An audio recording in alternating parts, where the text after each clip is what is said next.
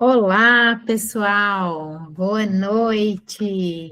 Ei, Eliandra, tudo bem? Tudo César, ótimo. Feliz ano novo, né? feliz ano novo para você também, para todos vocês que estão aqui participando dessa aula de hoje. Ei, Joana, ei, César, Boa noite, Eliana, linda. boa noite. Brenda, olha, tem vários Boa nomes aqui noite, de pessoas. pessoal. Tem vários nomes aqui de pessoas que eu não conheço ainda, acho que estão participando aqui da nossa aula pela primeira vez. Que coisa boa! Que bom que vocês estão aqui. É uma alegria começar esse ano de 2026 com vocês participando dessa aula, né? Essa que é oficialmente nossa primeira aula de 2026. E eu resolvi até trazer aqui a Lei Rouanet hoje, porque a gente está aí com a lei para abrir, né? Mas então, para quem está aqui participando pela primeira vez da aula, eu sou Tatiane Reis, sou diretora executiva da Mais Produtora, e faço essas aulas de segunda-feira, sempre ao longo do ano. São várias aulas com vários temas, a gente vai trabalhando aqui diversos temas na produção cultural para que a gente possa ir aprimorando, trazendo, né, possibilidades para que a gente desenvolva a nossa arte, desenvolva os nossos projetos. Então, eu estou muito feliz de estar com vocês aqui, de ter cada um de vocês aqui. Tá bom? Então, muito obrigada por estarem aqui, por escolherem participar dessa aula de segunda-feira. Quem quiser se sentir à vontade aí, ó, para abrir a câmera, é sempre muito bom quando eu vejo os rostinhos de vocês. Eu sei que às vezes a gente está em lugares que não nos permite, né? Oi, Camila, tudo bem? Seja bem-vinda. Mas quando eu consigo ver o rosto de vocês é muito bom, porque às vezes eu fico aqui com tanto de câmera fechada, parece que eu estou só. Uma outra coisa, a aula é uma aula dinâmica, sempre trago, né, conteúdos e discussões bem dinâmicas. Quem está participando que quiser, ao longo da aula, levantar a mão, fazer perguntas, ou escrever no chat, caso prefira, pode escrever à medida que eu for lendo, vou respondendo aqui também, e quem quiser levantar a mão para esclarecer qualquer dúvida, também fiquem à vontade, tá? Esse momento aqui é um momento de troca mesmo, para que a gente possa ir aprimorando os conteúdos. Quem está aqui que é novato, está participando da aula pela primeira vez, escreve aqui no chat para mim de onde que vocês são, por favor. Escreve de onde vocês são, de qual cidade, e escreve também qual que é a área de atuação de vocês, se é teatro, se é dança, se é música, se é artes plásticas. Deixa eu entender aqui um pouquinho desse tanto de gente novata que tem aqui nessa aula de hoje. Ó, o Sérgio de Goiânia, que legal, Sérgio, seja muito bem-vindo, viu? Que bom que você está aí participando das artes visuais. Olha, que legal, Brenda, seja bem-vinda, a Brenda é de Belém. Brenda, eu tenho um projeto para realizar em Belém, viu? Depois a gente pode trocar coisas aí ao longo do ano. Eu vou ir para o Pará para realizar esse projeto nosso, umas apresentações no Pará que a gente tem para fazer. A Bruna de Recife, olha, a Bruna ela é advogada e interessa pela área cultural, pelas leis de incentivo. Que legal, Bruna, que bom te ter aqui. Espero que a aula abra aí o seu olhar. Camila, primeira vez aqui. Ela é de Santa Catarina. Trabalha com música, artes visuais e projetos na Pinab. Olha, então já escreveu projetos, né? Que legal. Eu fico sempre muito feliz, né? Quando entram pessoas novas e pessoas novas de lugares também diferentes. Isso prova que as nossas aulas vão chegando aí para vários cantões desse Brasil, para vários lugares, e é muito bom ter essa possibilidade, né? De trocar com tantas pessoas. Eu estive recentemente em Gramado, que é uma cidade que eu fui há muitos anos atrás, eu já tinha ido lá há uns 15 anos atrás. Na época que eu fui, eu não. Olha, Cristiane, também de São Paulo, trabalho com projetos de cultura popular. Muito bem, Cristiane, seja bem-vinda. E aí eu até fiz, né, mandei lá um vídeo falando sobre isso, que é uma cidade que inspirou vários dos meus projetos. Sempre que eu viajo, em todas as cidades que eu vou, em todos os lugares que eu vou, eu tento trocar com pessoas, entender o que acontece na cidade também, para poder aprimorar e avançar também nos projetos que eu desenvolvo aqui em Belo Horizonte, né? Para todo mundo que está aí, novo também, eu sou de Belo Horizonte, né? E ministro aqui essas aulas em função desse nosso projeto, que é muito legal, na intenção de levar um pouquinho mais aí de conhecimento para vários lugares. Então, estou muito feliz. Então, vamos lá para a gente dar, né, oficialmente, início ao nosso conteúdo da aula de hoje. E por que a gente vai falar de Lei Rouanet hoje? Porque a Lei Rouanet, ela tá para reabrir, né? E aí, quando a gente fala assim, está para reabrir, não é que ela fica impossibilitada da gente ver, da gente acessar, da gente preencher os projetos, não. Mas ela fica fechada para a gente enviar os projetos. Então, a gente consegue ter acesso à plataforma, a gente consegue ver os projetos que a gente tem em andamento, fazer todo o processo que está em andamento, consegue ir escrevendo o projeto, ela só não consegue enviar. Então, ela vai reabrir agora, no início de fevereiro. Eu achei que era uma ótima a gente trocar sobre a Lei Rouanet. E vou começar perguntando aqui para vocês. Quando vocês ouvem falar de Lei Rouanet, qual que é a primeira coisa que vem à cabeça de vocês? Qual que é a primeira palavra? Qual que é o primeiro sentimento que vem à cabeça de vocês? Escreve aí no chat para mim, ou então quem quiser também abrir a câmera, levantar a mão e dizer qual que é a primeira coisa que vem à cabeça quando a gente quando escuta, né? Lei Rouanet. Bárbara, que é do direito, dedução de impostos e captação. É isso, né? A Bárbara é do direito. Desculpa, Bruna, que é advogada. Isso mesmo, Bruna, dedução de impostos e captação. É uma ótima palavra. Olha o Sérgio, um sonho a se realizar. Sérgio, você já escreveu projetos na Lei Rouanet? Ei, Ana, boa noite. Projetos grandiosos. Isso aí, Ana. Então tá, Sérgio. O Sérgio me falou aqui que não escreveu projetos ainda na Lei Rouanet. Grandes projetos culturais, problemas com captação. Isso é uma questão, Camila. A gente consegue ter projetos maiores, mas a captação ainda é um desafio, né? Principalmente para projetos que são menores e que trabalham com uma cultura mais de base. Então, vamos lá. Eu vou dar um panorama geral sobre a lei, e aí talvez para alguns de vocês que já participam de outras aulas, que já assistiram outras aulas, é isso, né? Acaba sendo um pouquinho repetitivo, em função do conteúdo que ele tem que ser de uma maneira geral, amplo, né? Para atingir a todo mundo. Mas eu falo que sempre que a gente participa de uma aula, eu sou assim, quando eu participo de outras aulas, as quais eu faço parte, estou como aluna, mesmo se é um conteúdo que eu já vi, eu sempre agrego, sempre tenho uma dúvida de alguém que às vezes é uma dúvida que eu tinha, que eu ainda não tinha esclarecido. Então, é isso. Então, a gente vai aqui lidar com a Lei Rouanet de uma maneira geral, e vou explicar um pouquinho do mecanismo de uma maneira geral, tá bom? A Lei Rouanet, pessoal, ela foi criada em 1991 com o objetivo de captar e canalizar os recursos para o setor cultural. Então, quando ela foi criada, né, trazendo esse objetivo, no sentido de poder ter mais incentivo à cultura e de levar mais recursos para a área cultural.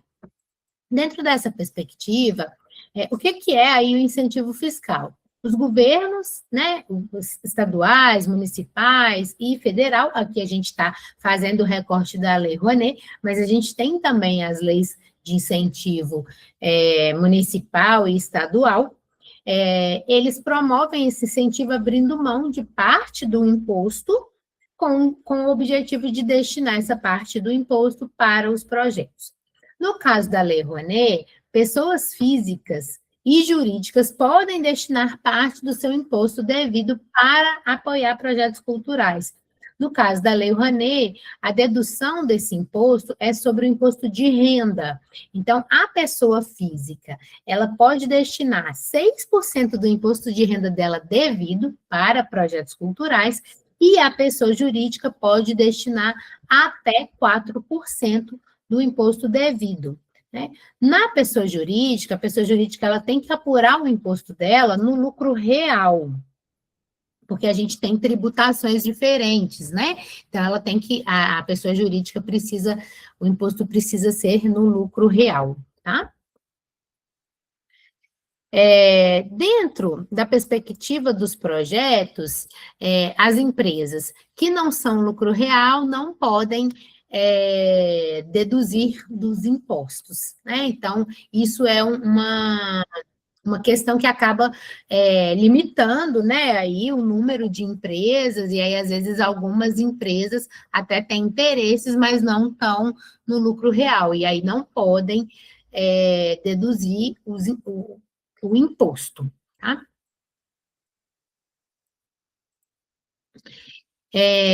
E quem que pode propor projeto na Lei Rouanet? Pode propor projeto pessoas físicas com atuação comprovada na área cultural, pessoas jurídicas de direito privado com ou sem fins lucrativos.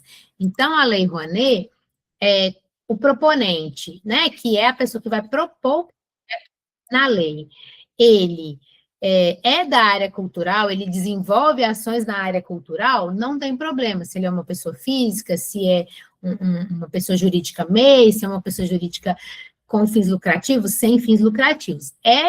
Faz parte de um projeto cultural, da área cultural, pode propor projetos. Tá? E como que a gente vai comprovar? Na hora que a gente vai fazer a nossa inscrição lá na plataforma do SALIC, você vai precisar encaminhar um material de comprovação que você atua na área cultural ou a sua empresa atua na área cultural. Né? Então, precisa ter um portfólio. E aí, às vezes as pessoas, eu estou começando, como é que eu faço para ter esse portfólio? Então, se está começando, precisa montar todo um clipe e fazer trabalhos para depois conseguir propor os projetos dentro das leis de incentivos. E isso de uma maneira geral, né? Precisa ter ali uma comprovação da área, tá bom? Hoje, a Lei Rouanet, até para projetos com menos de R$200.000, ela não exige uma comprovação efetiva de portfólio. Mas é muito importante estar atento para quem quer inscrever os projetos, ter sempre as comprovações. E para quem não é o próprio produtor, o próprio artista, precisa estar atento ao que vai ser proposto para ver se é necessário essas comprovações. Oi, Camila. Oi, boa noite. Então, no caso, se eu fui a produtora cultural de um projeto, mas eu escrevi ele para outra instituição, eu posso colocar isso no meu portfólio e mostrando o resultado? Ou eu preciso de um documento da empresa ou do proponente atestando que eu participei, que escrevi o projeto e ajudei na execução? Então, Camila, você pode sim, mas o ideal é que você tenha comprovação efetiva, tá? E como comprovação efetiva?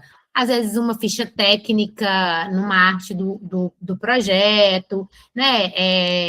Se tem lá na equipe do projeto, no descritivo da equipe do projeto, o seu nome. Se você recebeu por esse projeto, emitiu uma nota fiscal, isso também é uma comprovação. Né? Se você executou o projeto, né, fez a parte de produção executando o projeto, então se tem uma foto sua executando o projeto também é uma comprovação. Agora, em termos de comprovação, eu sugiro que sempre vocês tentem buscar no projeto de vocês fazer uma ficha técnica de uma maneira estruturada, de acordo com o layout do evento, e se você está participando de um projeto que não é seu, que você está fazendo para terceiro, orientar também o terceiro de fazer isso, porque isso é importante para toda a equipe, sabe? Na hora de enviar projetos, em qualquer edital, vai ter sempre essa questão da gente ter que comprovar trabalhos que a gente já fez. Então, quando a gente consegue ter essa ficha técnica, isso é a comprovação dos nossos trabalhos. Ah, não, mas não tinha ficha técnica, como é que eu faço? Aí, essas outras coisas que eu te trouxe, né? Uma nota fiscal, uma foto sua atuando, não tem nada disso. Aí você pede uma declaração lá para a pessoa para a qual você escreveu o projeto, que você atuou em conjunto com esse projeto, que você foi produtora executiva, que você escreveu o projeto, quais foram as funções que você desempenhou dentro desse projeto, tá? É o primeiro projeto, Camila? Você faz? Não, para o Penab eu já escrevi alguns, né? Escrevi também para o Elizabeth Anderle, que é um estadual aqui de Santa Catarina. E daí do Rouanet eu tenho alguns inscritos, mas não enviei ainda. Uhum. Então, já que está escrito, né? Agora tem que só ajustar aí, rever para enviar agora quando a lei abrir, né? E uma coisa que, como você já escreveu outros, então isso facilita aí o processo para você, né? Na hora de mandar e tudo mais. Qual que é a sua... eu não lembro. Qual que é a sua área, Na Camila? verdade, eu sou formada em música, mas eu tenho uma escola de artes e como a minha cidade é pequena, então eu ajudo vários grupos e instituições com esses projetos, né? E daí faço a produção executiva deles. E daí, voltando ali na Rouanet, é que eu trabalho com um instituto também que teve alguns problemas de captação no ano passado. Então, eu tenho, assim, um pouco de receio de enviar, ser aprovado e não conseguir captar. Hoje, para a Rouanet, essa é a minha grande dúvida, né? Como ser mais assertiva na captação, inclusive quanto a datas. E uma vez eu fiz o curso, mas eu não entendi muito bem. Uma prof disse que as empresas podem ir já deduzindo ao longo do ano e não naquele período X de pagamento do imposto. Então, são essas as minhas dúvidas, na verdade. Uhum. Então, vamos lá, Camila.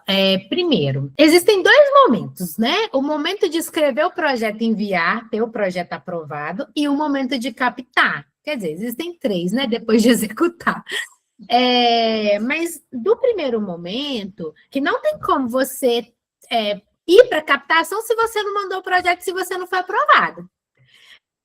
Mandei vários projetos, aí você trouxe aí, né, que um coletivo aí mandou projetos e não conseguiu captar, é isso? Isso, infelizmente, é uma realidade de muitos coletivos, inclusive minha em alguns projetos. Alguns eu capto, outros não, né? Por quê? Porque não e aí, sendo muito transparente, não é um processo fácil a captação. Né? A captação é um momento que exige ali muita dedicação, muito conhecimento, muita busca por parceiros, né? Então, assim, é um processo que ele é no longo prazo, ele não é da noite para o dia, mas o primeiro passo a gente tem que dar. Primeiro, a gente tem que ter projeto para captar. Se eu não tenho projeto para captar, aí não tem nada. Eu não posso nem abrir um diálogo, não posso nada. Então, por exemplo, às vezes eu já me deparei com um aluno, com né, profissionais da área que falam assim, uma empresa me procurou, mas eu não tinha projeto, perdeu uma oportunidade. Então, é melhor, né? Claro, queremos escrever projetos e captar o recurso para esses projetos, mas é melhor a gente ter projeto a captar do que não ter. Né? Mesmo que se a gente não consiga captar, é melhor a gente já ter ali, ó, as nossas cartinhas na manga com vários projetos aprovados. Surgiu uma oportunidade, fiz vários contatos, enfim, surgiu uma oportunidade, eu tenho projeto para oferecer. Agora, surge a oportunidade, eu não tenho projeto para oferecer, aí eu realmente perdi uma super oportunidade, né? Então, isso para mim é o primeiro ponto. Eu acho que o medo de não captar, ele não pode existir. Você tem que mandar. Captar é um segundo momento. E aí, esse segundo momento, enviei o projeto, fui aprovado. E agora, né? Agora eu vou buscar captar. E aí, para captar os projetos, a gente precisa de muito relacionamento, né? Relacionamento com as empresas, relacionamento com outros captadores. Ou, às vezes, aqui, as pessoas falam assim, mas você captou tal projeto, quem captou para você não foi você, se foi um captador, você tem que pagar o preço, o valor da captação. Tenho, mas é melhor que eu pague o valor da captação e realize meu projeto do que eu não pagar. Né? Então, aqui eu sou assim, eu mando os nossos projetos aprovados para todos os captadores da cidade, de fora da cidade, igual agora mesmo, hoje, um captador de São Paulo entrou em contato perguntando se 2 projetos nossos estavam liberados para captar. Então, eu não tenho esse problema, e aí eu ainda falo, olha, não tem exclusividade, o primeiro que chegar aqui e falar assim, olha, tem uma empresa interessada, a gente vai discutir, só se a empresa realmente não tiver a ver com o projeto e a gente não tiver um alinhamento, que aí não vai seguir com essa conversa, mas eu distribuo para todo mundo e busco também pelos contatos que a gente tem. Por exemplo, hoje eu tenho um patrocínio da Unimed, então a Unimed já é uma empresa que a gente tem uma ligação direta com ela, não intermediada via captador. Agora, eu captei um projeto recente com um banco que foi via captador. Então, é isso, né? A gente tem que ter essa abertura. E aí, o processo de captação, você falou sobre o prazo né? Você perguntou sobre o prazo aí da renúncia. Existem empresas que fazem renúncias trimestrais, né? Então, que de 3 em 3 meses elas apuram o lucro delas lá e aí elas conseguem fazer renúncias trimestrais. Tem empresa que faz renúncia anual, que é a maioria, né? Então, por isso que normalmente se concentra um volume maior de captação no final do ano.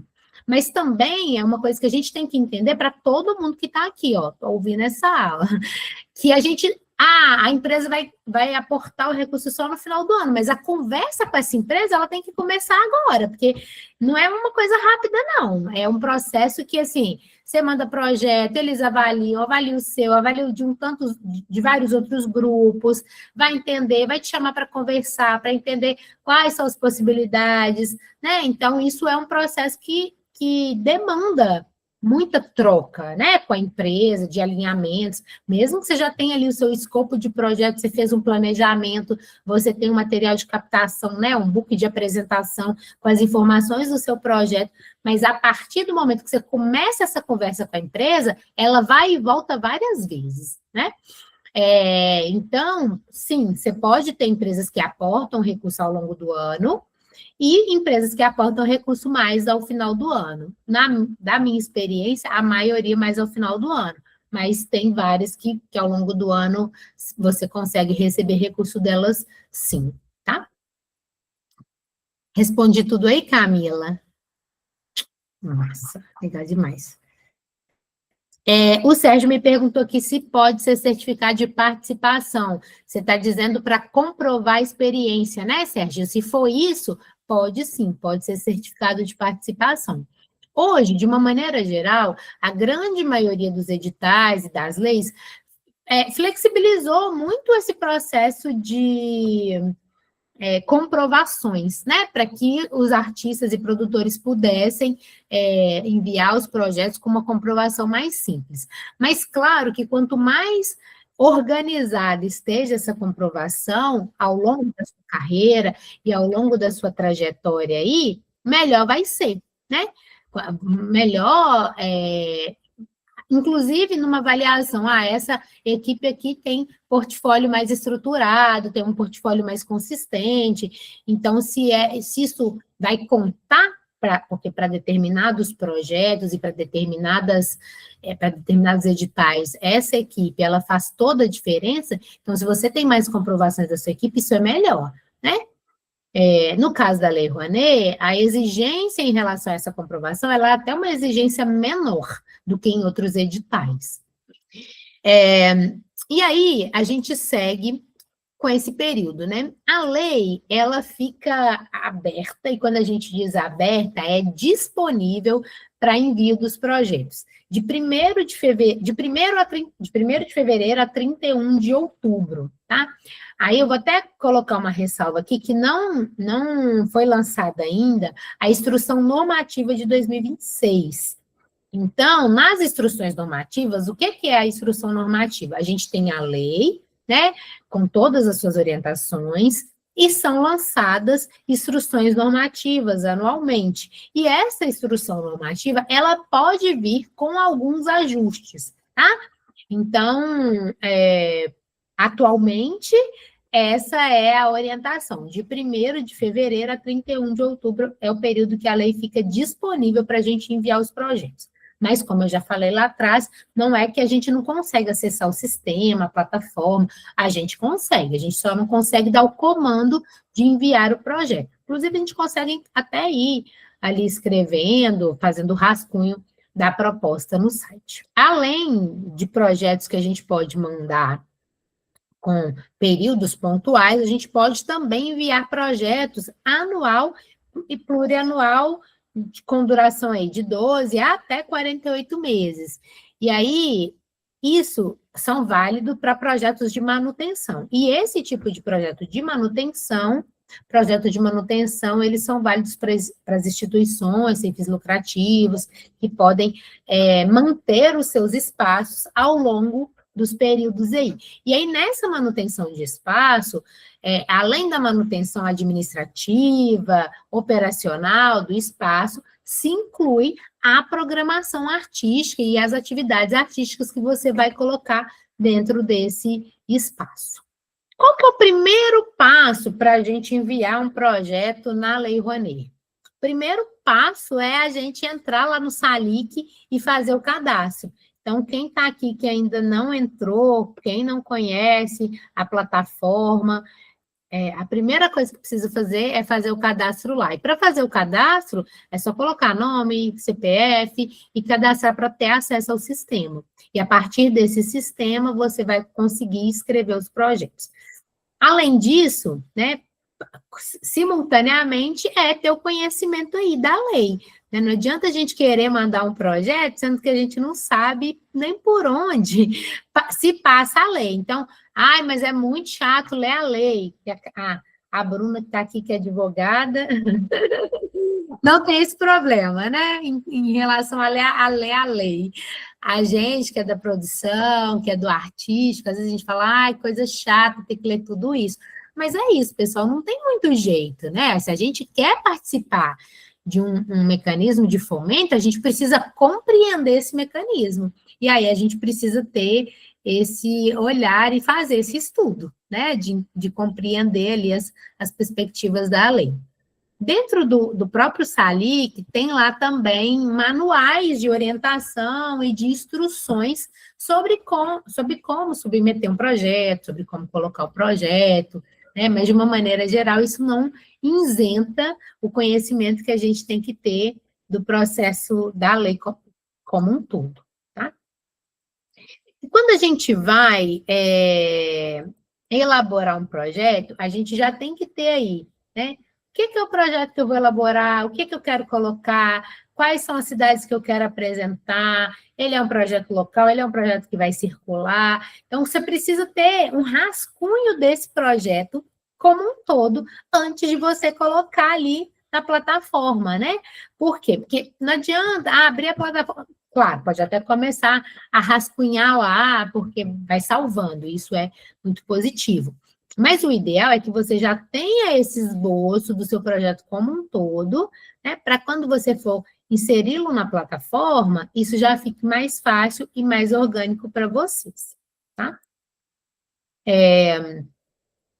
Na hora que a gente vai apresentar uma proposta, a gente tem que pensar em todas as questões que são necessárias para essa proposta. Apresentação, justificativa, tudo do projeto. E lá na plataforma vem descrito, né? A quantidade de atividades, cronograma, justificativa, democratização do acesso. Então, tudo isso a gente tem que pensar. E só com tudo isso preenchido, pensado, é que a gente tem um projeto redondinho com a possibilidade dele ser aprovado sem aí as diligências e sem as devoluções. Quando a gente manda essa proposta, a gente cadastra essa proposta por completo no Salic, quando a gente envia, que é o próximo passo que a Camila vai dar, que ela já cadastrou as propostas, então, quando a gente vai enviar essa proposta, a gente tem que passar um pente fino de uma maneira geral nessa proposta, verificar se a gente colocou tudo que é possível dentro da perspectiva do projeto, precisa entender que ali o sistema, né, eu brinco e falo, o papel aceita tudo, o sistema também, mas quando a gente vai mandar um projeto, a gente tem que ter muita responsabilidade, por quê? Enviei um projeto, depois eu não posso mudar nada? Pode, mas às vezes a gente coloca coisas no projeto que depois fica inviável de executar o projeto daquela maneira que a gente colocou. Então, pense sempre muito direitinho antes de dar o projeto. Olha, está viável? Esse custo, vai ser possível realizar o projeto com esse valor que eu vou aprovar? Eu fiz um projeto de R$200 mil. Eu consigo executar esse projeto todo com esses R$200 mil? Lembrando que eu tenho aí um período de aprovação, depois um período de captação, e às vezes eu vou executar esse projeto 2 anos depois, né, da data que eu mandei, aí já aumentou um tanto de coisa. A equipe que eu propus ali, essa equipe, ela está ciente que eu estou escrevendo ela dentro desse projeto, ela está de acordo, eu tenho uma carta de anuência, né? Carta de anuência é uma carta de consentimento que a pessoa vai fazer parte daquele projeto junto com você. Então, quando a gente vai mandar um projeto e a gente vai colocar uma equipe, a gente tem que ter essa ciência da equipe que vai participar desse projeto com a gente. Então, essa equipe tem ciência? Isso para quê, pessoal? Para que você não tenha problemas lá na frente, para que, o projeto foi aprovado, massa, legal demais. Fui para captação, captei, lindo, maravilhoso, melhor dos mundos. Agora eu vou executar. Aí meu projeto está cheio de problema, cheio de buraco, cheio de planilha financeira inconsistente. A equipe toda que eu propus lá não quer mais participar do meu projeto, ou eu propus, que é uma coisa que não deve, mas às vezes acontece, as pessoas colocam uma equipe sem comunicar, aí quando vai executar o projeto, aquela equipe não quer participar. Mas e se não quiser, como que eu vou fazer? Aí você vai precisar de ter uma outra equipe, de buscar uma outra equipe com aquela mesma... com aquele mesmo padrão de currículo. Então, tudo isso é um retrabalho, né? Eu gosto sempre de trazer isso quando vou falar das inscrições dos projetos nas leis, porque a gente começa ali sem esse olhar lá na frente, e aí depois isso vai virando uma bola de neve. Quando eu mandei esse projeto, né, escrevi, tá tudo certinho, revisei, conferi tudo, enviei o projeto. Esse projeto vai para uma análise técnica, né? E aí, essa análise técnica, ela vai avaliar ali. Normalmente, na Lei Rouanet, isso é uma coisa que é muito bom, assim, eles não avaliam mérito, tipo assim, esse projeto é melhor ou pior do que o outro, não existe isso. Eles avaliam se o projeto é um projeto cultural, né? E se o projeto, diante daquilo que você propôs, ele é um projeto que está coerente com a execução. Então, uma planilha de custo coerente, uma equipe coerente, as atividades coerentes com aquilo que você propôs e descreveu no projeto, mas ele não avalia qualidade de trabalho artístico, né? Porque em outros editais, às vezes a gente tem aí editais que tem uma avaliação mais subjetiva sobre o que é a proposta, sobre o tipo de trabalho que vocês estão desenvolvendo, né? Então, quando a gente tem isso, a gente tem um segundo tipo de avaliação. E no caso da Lei Rouanet, ele avalia o projeto cultural. É um projeto cultural? Está coerente com as ações que vão ser desenvolvidas? Está coerente. Então, a probabilidade dele ser aprovado, ela é muito maior. E uma coisa que quando a gente manda um projeto que tem incoerências, tem inconsistências, no caso da Lei Rouanet, a gente é diligenciado, ou seja, eles devolvem para a gente o projeto dizendo que a gente precisa ajustar determinadas incoerências para que a gente consiga ter o projeto aprovado, né? Eles normalmente não reprovam seu projeto de cara, assim. Então, eles diligenciam e a gente responde a diligência de acordo com a solicitação que foi feita pelo Ministério, e aí isso vai avançando, né? Agora, claro que quando a gente já tem um conhecimento, isso a gente vai pulando etapas, né? E isso fica muito mais fácil. Quando a gente tem um acompanhamento num processo que vai dando clareza para a gente de como mandar esse projeto, de como escrever esse projeto, que tem muitas dúvidas, né? No meio do caminho vão sempre surgindo muitas dúvidas, principalmente quando, né, quando a gente está começando a escrever os projetos. Vão surgindo muitas, como montar essa planilha, o que eu posso colocar, quais rubricas? Rubricas são os custos que vão estar envolvidos dentro do projeto, que eu posso colocar. Então, são muitas variáveis, né? Então, como são muitas variáveis, precisa-se ter um conhecimento para isso, precisa-se buscar esse conhecimento, precisa-se ter parceiros que tenham esse conhecimento, caso não seja você a pessoa que vai escrever o projeto, igual a Camila falou, que ela escreve projeto para várias pessoas, né, da cidade dela, para outros coletivos. Então, existe essa pessoa, né, que pode ser alguns de vocês aí, vários de vocês, podem escrever projetos tanto para vocês quanto para terceiros, né?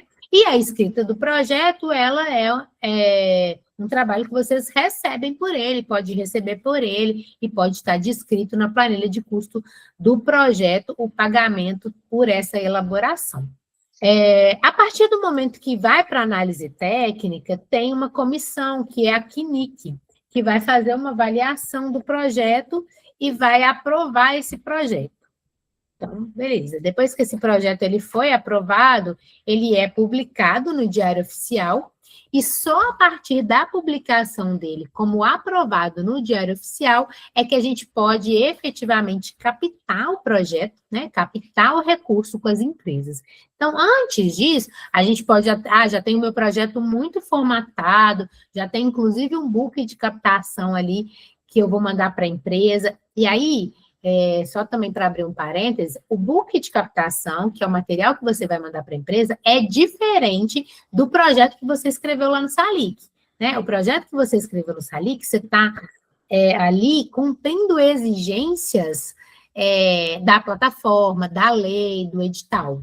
Quando você vai mandar para a empresa o seu projeto, você precisa readequar, dar uma cara diferente para esse projeto, trazer informações que são informações mais atrativas para aquela empresa, colocar coisas que têm a ver com o que aquela empresa desenvolve, com o tipo de produto que aquela empresa vende, por exemplo. Então, você vai montar um book de captação para deixar... Eu falo que você vai embelezar o seu projeto, né? Na plataforma, a gente escreve lá texto, texto, texto. Quando a gente vai montar... vai buscar a captação, a gente monta um material que você tem que deixar ele mais bonito, mais direcionado para aquela empresa a qual você vai buscar o patrocínio. Então, tem todo esse... Tem que ter todo esse cuidado. Aí, beleza, tive meu projeto aprovado, vou captar. E aí, eu já falei um pouquinho disso quando, né, respondi a Camila. Todo o processo de captação, ele é um processo longo, né? Ele é um processo que vem... com a necessidade de um relacionamento com aquela empresa, ou de você enquanto produtor, enquanto captador, ou de você enquanto responsável, proponente desse projeto, né? Precisa existir várias conversas, né? Para que se efetive a captação. E aí, Camila, até também dizendo sobre, né? Às vezes a cidade é menor, então tem uma perspectiva de poucas grandes empresas, né, que podem aportar. Então, aí precisa entender qual lugar buscar essas empresas, quais empresas estão próximas da região, que são empresas maiores, falando em casos de Lei Rouanet, que precisa ser empresa que tem um volume de recurso maior, né, que paga um valor de imposto maior para poder aportar o recurso. Então, precisa fazer esse estudo aí na sua região, quais empresas estão mais dentro, né, da perspectiva da lei. E como que eu sei isso? Só buscando o contador da empresa, buscando uma conversa com a empresa efetivamente, ou então pelo balanço. As empresas que publicam seus balanços, grandes empresas normalmente publicam, e aí nessa publicação de balanço dá para a gente saber ali se a empresa é lucro real, se ela deu lucro, se ela não deu, se ela consegue aportar recursos em projetos ou não. Fui para captação, maravilhoso, captei o projeto, a empresa vai precisar fazer você vai precisar fazer uma declaração dessa captação, né? Conseguir essa captação com a empresa, tem uma declaração de incentivo, e você vai entregar essa declaração para a empresa, porque aí, com essa declaração, a empresa vai deduzir o imposto devido, né? Que é uma declaração de mecenato. Mas isso só depois que você já fez todo o trâmite, toda a negociação, a empresa falou, não, eu vou aportar o recurso mesmo, vai depositar o recurso na conta do projeto, e ao depositar o recurso na conta do projeto, vocês fazem essa declaração de incentivo para entregar para a empresa e para que ela consiga deduzir o imposto na hora que ela for fazer o pagamento. E depois a gente segue aí com a execução do projeto, né? Captei, vou executar e vou prestar conta. Aí é um outro processo muito mais amplo, a gente precisa de uma outra aula gigantesca, assim, para falar sobre ele. Eu já disse de alguns critérios, mas eu vou reforçar aqui, critérios de avaliação. Então, na Lei Rouanet, é o mérito cultural. Meu projeto é cultural, ele é um projeto elegível para ser aprovado. A viabilidade técnica e orçamentária, o impacto e o alcance, a acessibilidade e a democratização do acesso. Tudo isso são questões importantíssimas e primordiais para que o projeto seja aprovado. Não dá para mandar um projeto sem pensar nas ações de democratização do acesso, que é levar, mesmo que o seu projeto seja, você vai cobrar um ingresso, você vai ter uma cobrança de uma oficina, mas você tem que ter uma parte de democratização, de levar para uma parcela da população parte do projeto gratuitamente, por exemplo. O impacto social que esse projeto vai gerar, onde você vai chegar com esse projeto, quais são as comunidades que você vai atender a partir da escrita desse projeto. E aí, dentro dessa perspectiva, quais projetos que podem ser financiados? Todos os projetos artísticos culturais, espetáculos de teatro, música, dança, festival, exposição, eventos literários, obra de audiovisual, publicação de livros, revistas, catálogos, oficina, formação. Então, tudo isso aí são rol de atividades que podem ser patrocinadas. Alguns custos que são bem importantes aí dentro da perspectiva dos valores quando a gente vai colocar um projeto na Lei Rouanet. Então, a gente tem lá um custo de captação de recurso que pode ser de até 10% do valor do projeto previsto em lei. E aí, isso, a pessoa, eu passei meu projeto para um terceiro e esse terceiro conseguiu captar com uma empresa. Está previsto na lei o pagamento do valor dessa captação, que é um valor de 10%. Tá? Limitado a R$150 mil, tá? Do valor, então, tipo assim, você tem um projeto de 2 milhões, o máximo que você pode captar aí, pagar de captação, é R$150 mil. Custo administrativo, a gente tem um valor de 15% sobre o valor do projeto, acessibilidade e comunicação, 20% sobre o valor do projeto. Legal, Cristiane, deve ser bem bonito o projeto de artesanato sustentável. Você já mandou o projeto na Lei Rouanet ou está escrevendo para enviar? Legal, foi aprovado no PROMAC e ainda não mandou na lei. Então, ótimo, é bom que você já tenha ele aprovado em outro edital, e isso também fica mais fácil para você migrar com ele para a lei, né? Então, agora é a hora. Democratização do acesso. Todos os projetos, né, como eu falei, precisam ter democratização do acesso.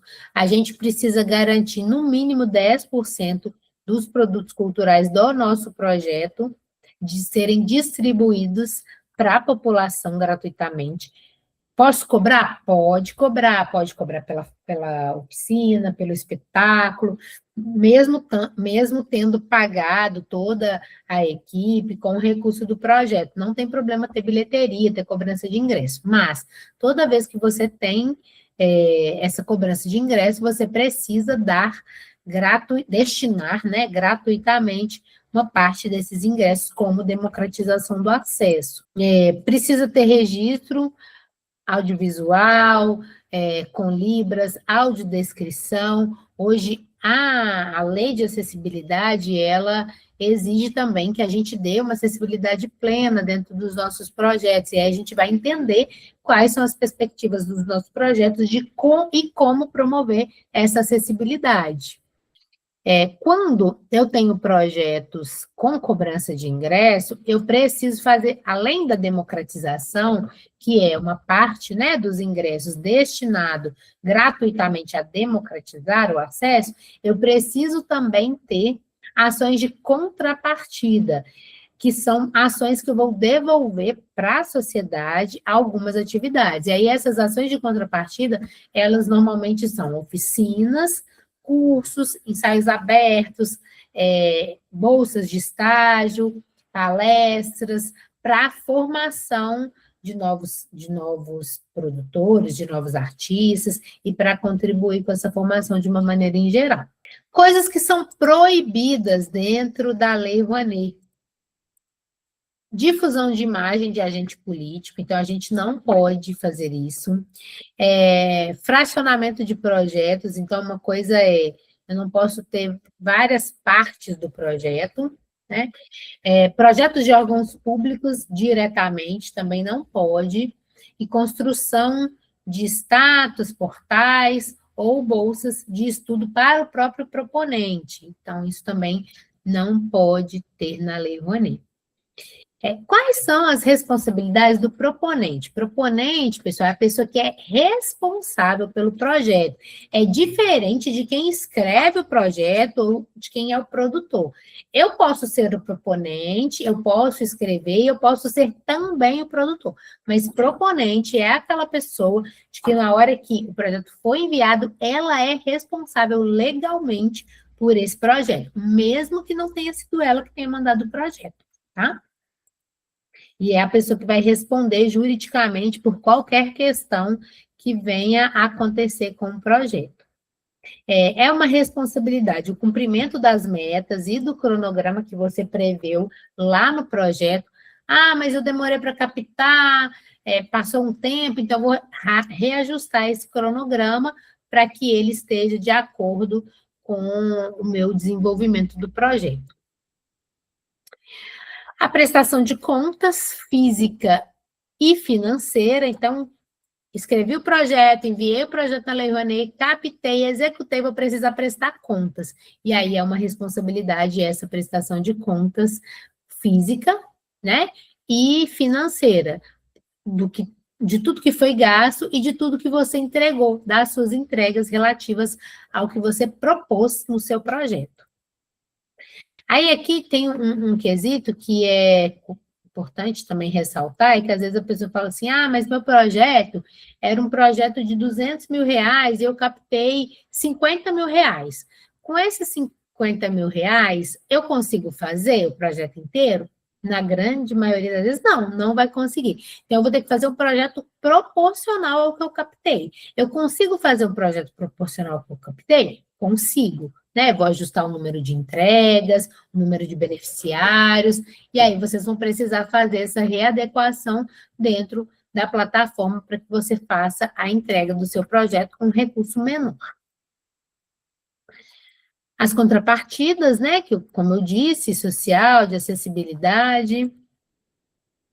E aí, para a gente executar, para a gente mandar esse projeto, a gente precisa de um planejamento detalhado, né, do que eu vou mandar, de qual que é o projeto, de ter tudo isso muito alinhado, né, de transparência e uma gestão responsável, né, com responsabilidade sobre esse projeto que você está inscrevendo, registros e arquivos organizados de uma maneira geral no envio do projeto e para acompanhamento desse projeto, e o envolvimento de uma equipe desde o início, para que você tenha aí toda uma perspectiva de desenvolvimento com organização, do início ao fim do projeto. É isso, pessoal!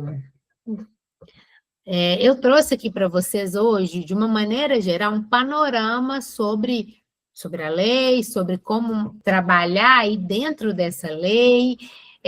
Aqui, nessa aula de hoje, eu não consigo ir a fundo em cada uma, né, das atividades da lei, em cada um dos conceitos, mas o que eu queria era mesmo abrir o olhar de vocês para enviar os projetos, para não deixar de mandar, para fazer esses ajustes, porque é isso, né?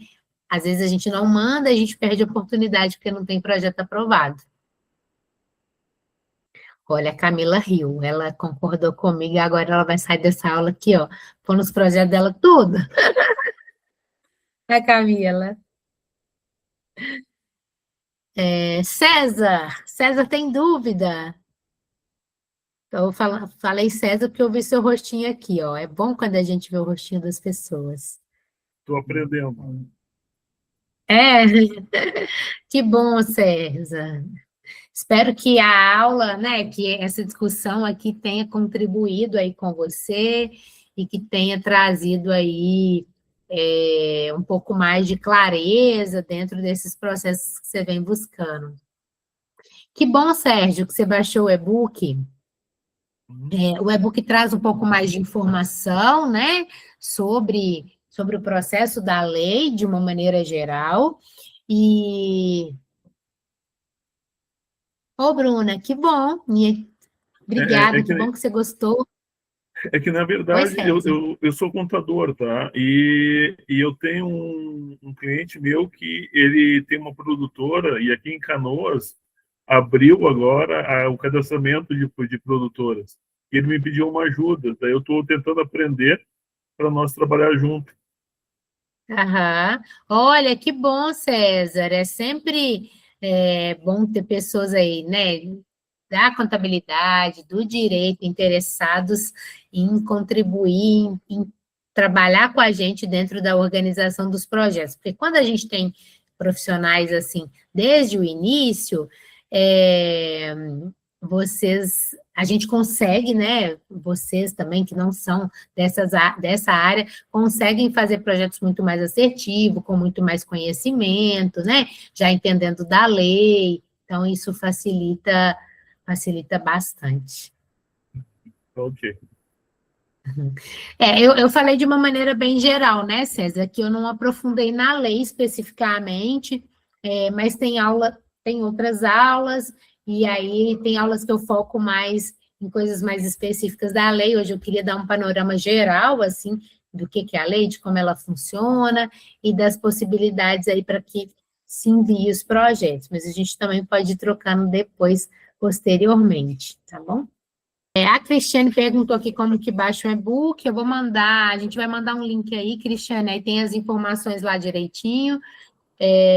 Eu fiz também, pessoal, no finalzinho do ano, eu fiz uma aula, que foi uma aula sobre a lei, e aí para quem quer cadastrar mesmo, uma aula focada em cadastro dos projetos, para quem não escreveu, né, projeto ainda na lei de uma maneira, né, não tem nenhum conhecimento com a plataforma, e aí eu fiz uma aula que fala sobre todo esse processo da plataforma e de cadastro também, e aí você consegue ter acesso à aula como um todo. Para a Cristiane, para todo mundo que está participando aqui pela primeira vez, ou segunda aí, tem poucas vezes, a gente tem um canal no YouTube, que é o YouTube da Mais Produtora. Lá tem várias outras aulas, com vários outros temas, que vocês podem também acessar, né, o canal e assistirem outras aulas lá. E aí vai também aprimorando aí o olhar de vocês e abrindo as possibilidades, tá bom? Alguém mais quer trazer alguma dúvida, alguma questão? Agora é a hora, estou aqui aberta, tem mais uns minutinhos aqui para trocar com vocês. Às vezes a gente fica com receio, né, de perguntar, achando que é uma dúvida boba, mas não tem dúvida boba não, viu, pessoal? Todas as dúvidas, elas são super importantes, assim, e quanto mais a gente troca, mais conhecimento a gente vai adquirindo, e para quem também vai ouvindo, às vezes é uma coisa que a gente já sabe, a gente fala, não, isso aqui agora eu estou olhando por um outro viés, assim. Então, eu gosto muito dos momentos de troca, quando eles acontecem, assim, quando vocês têm dúvidas, isso é muito bom. A gente deixou compartilhado aqui no chat, né, o YouTube da Mais e o nosso Instagram também, para vocês acessarem e terem acesso às aulas e tudo mais. E uma pesquisa. Olha só, a gente tem hoje 15 pessoas na aula. Eu tenho que ter 15 respostas. Pessoal, eu sei que quem já participou de outras aulas está lá, eu vou preencher de novo, mas é importante para a gente que vocês deem esse retorno, e uma coisa que é bem legal é que muitos dos temas de aula que eu trago aqui, eu pego a partir das respostas de vocês no formulário. Então, quando vocês preenchem lá e falam, eu quero uma aula sobre cronograma, eu quero uma aula mais detalhada sobre a lei especificamente, o que pode e o que não pode. Eu quero uma aula sobre planilha de custo. Então, eu vou trazendo as aulas aqui a partir do que vocês também vão colocando aí na pesquisa. Então, é muito importante preencher essa pesquisa. Oi, Bruna, diga. Oi, tá me ouvindo? Sim, estou te ouvindo. Desculpa, porque a minha câmera realmente está quebrada. Eu tenho uma dúvida. É possível escrever um projeto de forma genérica, assim, digamos, eu vou gravar um CD cultural aqui, da minha cidade, sei lá, do Coco, né? E aí eu posso escrever um projeto sem indicar, no CD quem vai cantar é Selma do Coco, Lia Tamaracá. Eu consigo escrever um projeto sem indicar quem participaria do projeto, sendo de forma genérica, como uma produtora, por exemplo? Sim, você consegue escrever um projeto mais genérico, mas você vai ter que ter minimamente uma equipe, né, ali para esse projeto, uma equipe principal, e descrever, por exemplo, que eu vou gravar um CD sobre o Coco, e aí eu vou fazer a seleção dos artistas que vão participar desse CD posteriormente. Você precisa dizer algo sobre, entende? Entendi. Era essa realmente a minha dúvida, porque eu estou trabalhando no edital da Funarte e lá pede para que seja indicado o artista, né, que vai participar. Aí eu tinha essa dúvida em relação à Rouanet, se também era exigência, né? Uhum. Não, você pode escrever um projeto mais genérico, porque é isso, né? Tem editais que você tem que colocar, como é o da Funarte.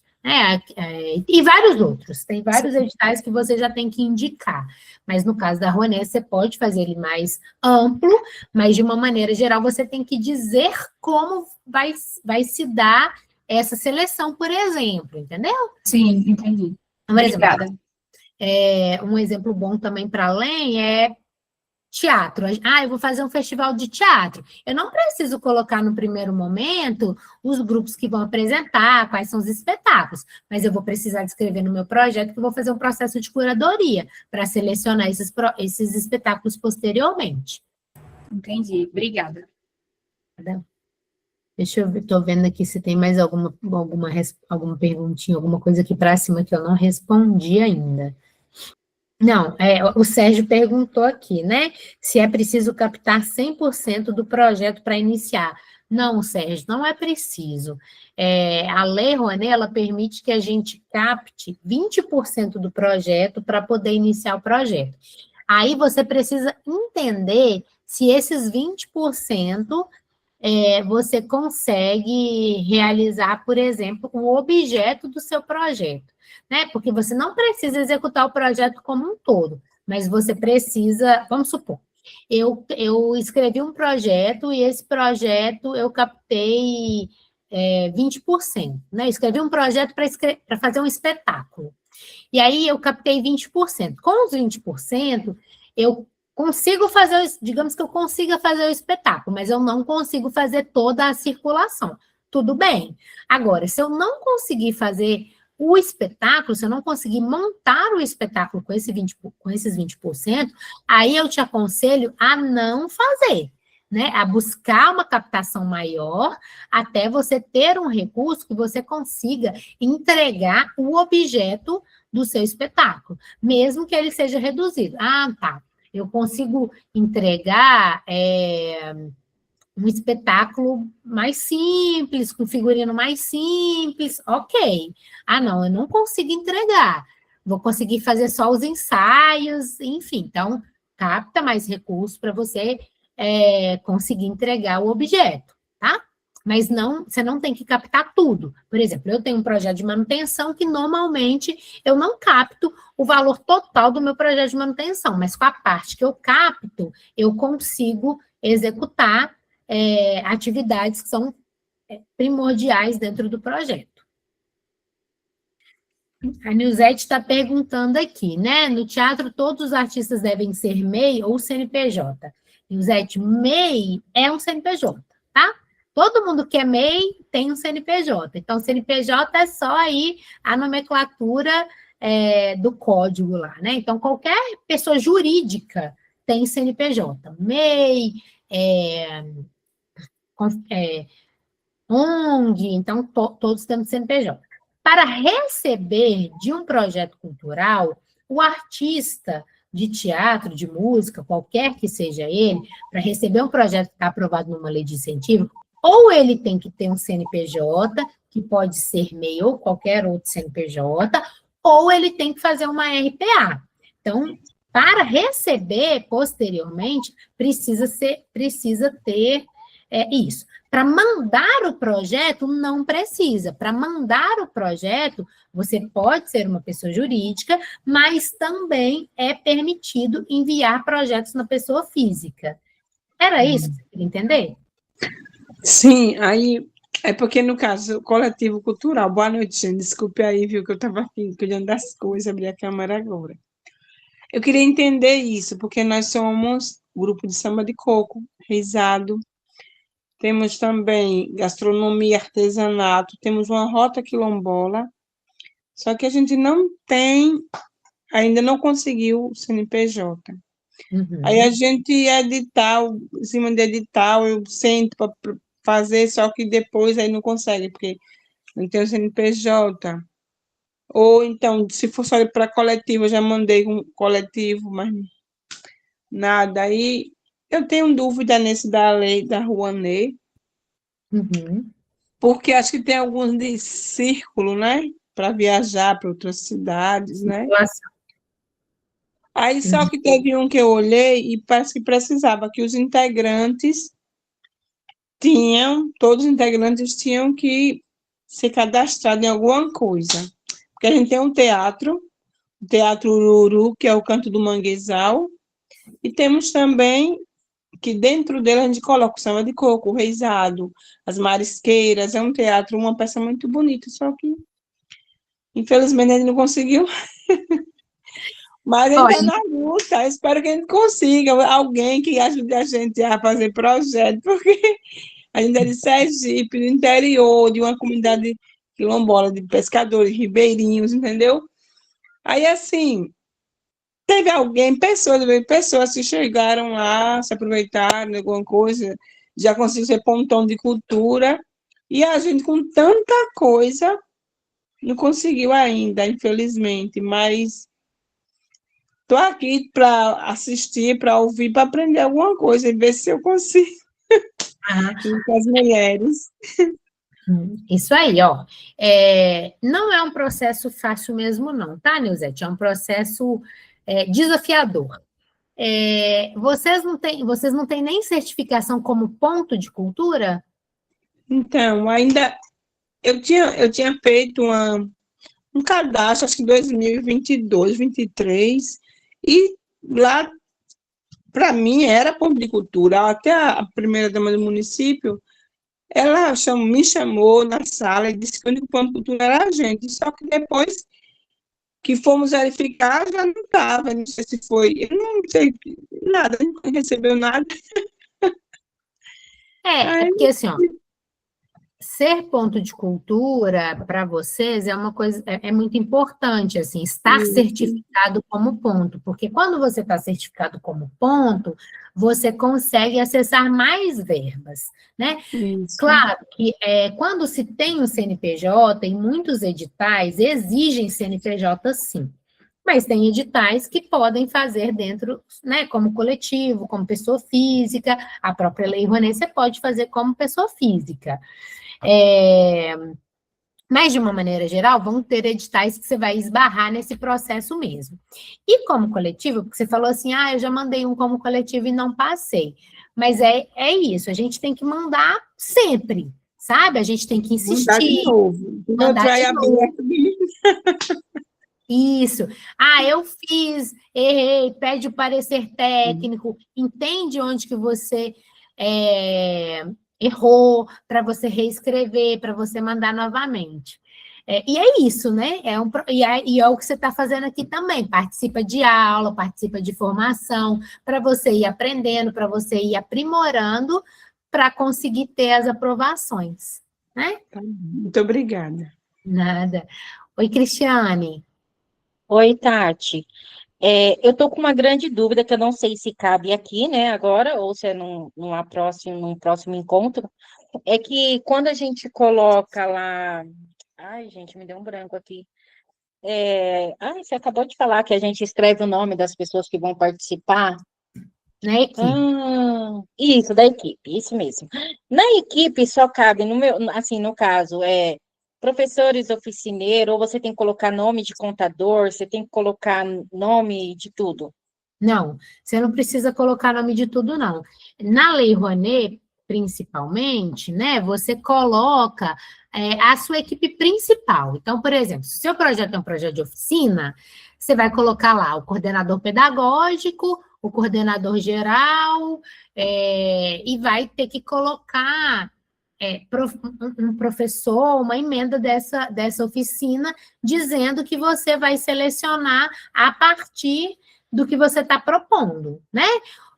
Profissionais que não estão diretamente ligados à atividade do seu projeto, você não precisa mandar nesse momento currículo, nem nome deles. Você pode prevê-los na planilha de custo e posteriormente contratar, sem nenhum problema, tá?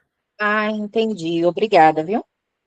Agora, não esqueça, tipo assim, por exemplo, eu vou mandar para produzir. Qual que é a sua área, Cristiana?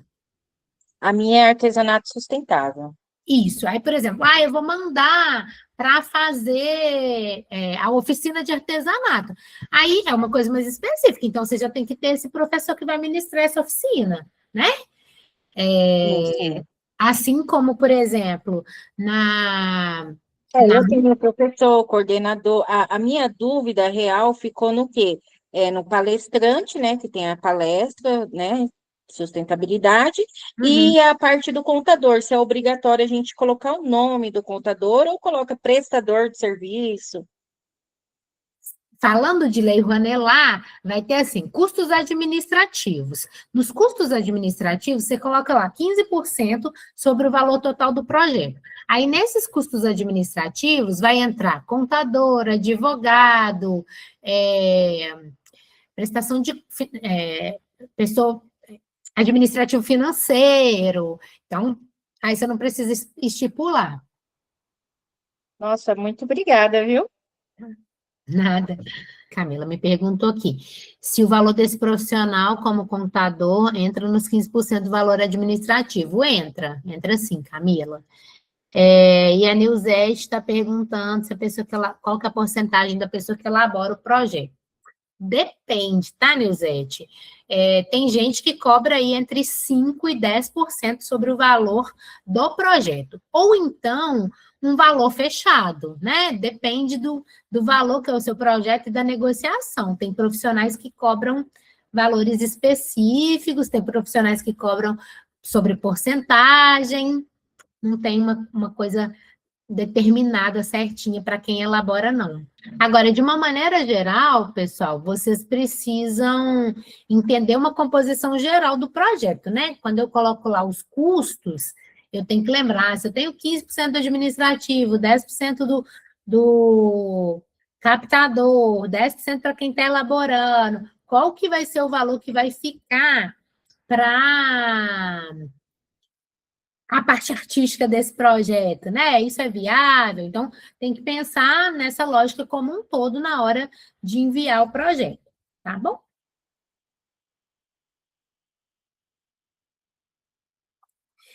Gente, acho que é isso por hoje.